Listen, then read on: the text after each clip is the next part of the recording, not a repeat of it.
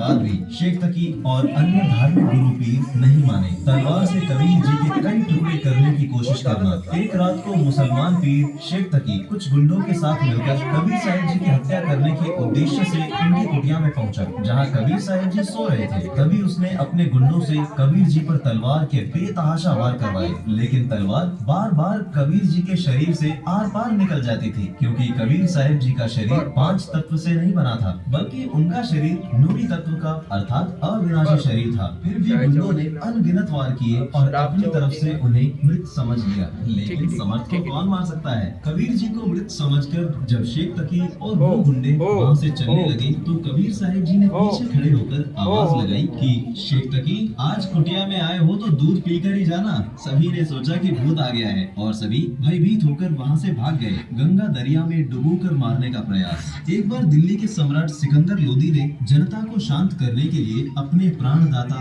कबीर जी के हाथों में हथकड़ियां लगाई, पैरों में बेड़ियां तथा गले में तौक यानी लोहे की भारी बेल डाली और जनता के इच्छा अनुसार आदेश दिया कि कबीर जी को गंगा दरिया में डुबोकर मार दो। जिसके बाद सिपाहियों ने कबीर जी को नौका में ले जाकर गंगा नदी के मध्य में फेंक दिया। जिसके बाद सर्वशक्तिमान कबीर परमेश्वर जी की हथकड़ी, बेड़ी और लोहे की बेल अपने आप टूट गई। परमात्मा जल पर सुखासन यानी आलती पालती लगाकर बैठे रहे और गंगा दरिया में नहीं डूबे। ये अचरज देखकर भी वे सभी लोग परमेश्वर को नहीं समझ सके। इसके बाद तो राजा सिकंदर लोदी का धार्मिक पीर शेख तकी, जो कि कबीर जी से ईर्ष्या करता था, उसने मोर्चा संभाल लिया। उसने कहा, ये कबीर तो जंतर मंतर जानता है, इसने उस जल को बांध दिया है, अभी तो नहीं डूब रहा है। इसको नौका में बिठाकर किनारे ले आओ और बांधकर पुनः गंगा के मध्य में ले जाकर जल में फेंक दो। ऐसा ही किया गया। इस बार भी सभी पत्थर बंधन मुक्त होकर जल में डूब गए, परंतु परमेश्वर कबीर जी जल के ऊपर आराम से बैठे रहे और नीचे से गंगा जल की लहरें बह रही थी। तब परमेश्वर कबीर जी ने दया करी और जल के अंदर समा गए। शेख तकी खुशी से नाचने लगा कि डूब गया दुश्मन, अब शव पर गारा तथा रेत चढ़ जाएगी, मिट्टी में दफन। कहा कि चलो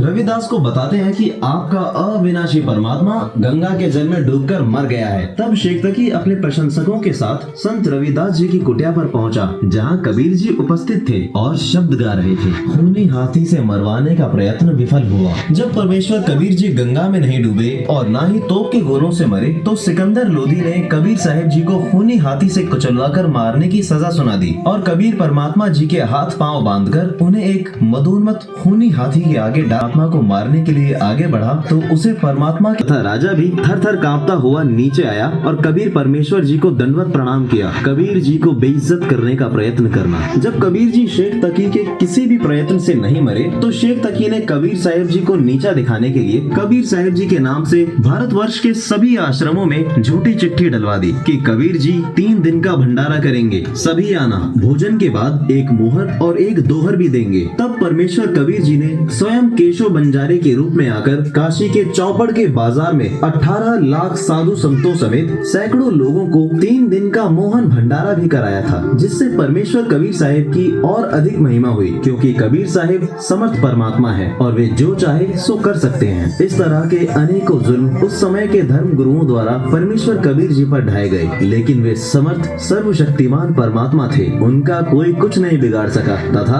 हम सभी भी उन्हीं के बच्चे हैं। इतने जुल्म किए जाने के बाद भी यही वजह रही कि कबीर परमेश्वर जी ने समर्थ होते हुए भी किसी को श्राप नहीं दिया। नहीं तो वे जो चाहे सो कर सकते थे, लेकिन उन्होंने ऐसा नहीं किया, क्योंकि वे वास्तव में